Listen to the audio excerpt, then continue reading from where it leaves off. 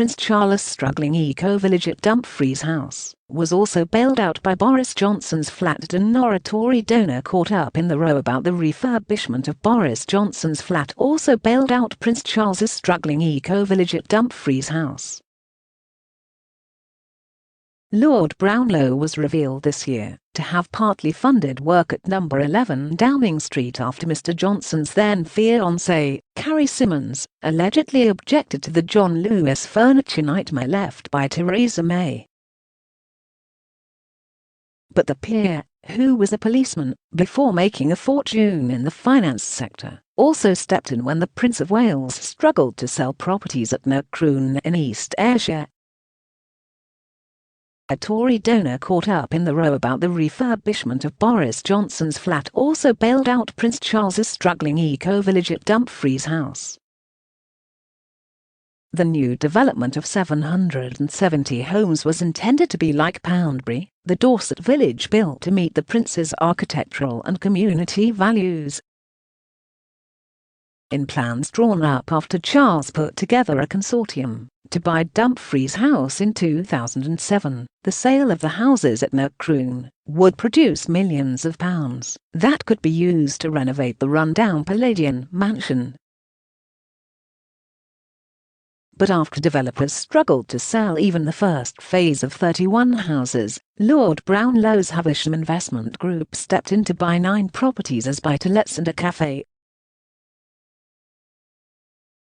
The £45 million acquisition of Dumfries House, including £20 million borrowed through Charles's charitable organisation, the Prince's Foundation, was a financial risk for the future king.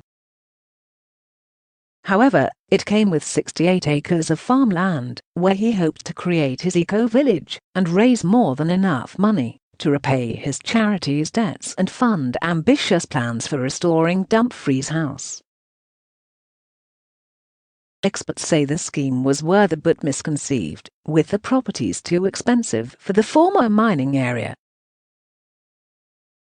The first tranche of flats and houses went on sale in 2011, with a 4-bedroom house costing £220,000.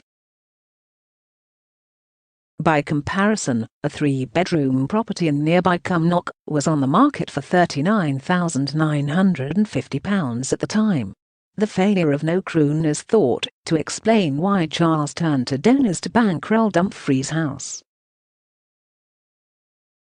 Charles really put everything on the line financially and emotionally for the purchase of the house and estate, said royal author Ingrid Seward. Nurcroon was crucial to the economics.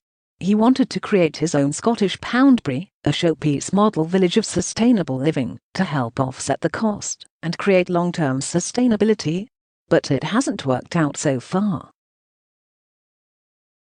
The failure to build as many houses as he would have liked put pressure on raising money from other sources, including donors. Despite the intervention of their Havisham Group, Nurcroon developer Hope Homes walked away from the project in 2015. Lord Brownlow contributed £58,000 towards the refurbishment of No. 11. Mr Johnson subsequently repaid the money. The Havisham Group did not respond to requests for comment. A spokesman for the Prince's Foundation said last night, "As our annual accounts show, the Prince's Foundation remains in robust financial health." A source stressed that the sum borrowed to partly enable the purchase of Dumfries House in 2007 has long since been paid off.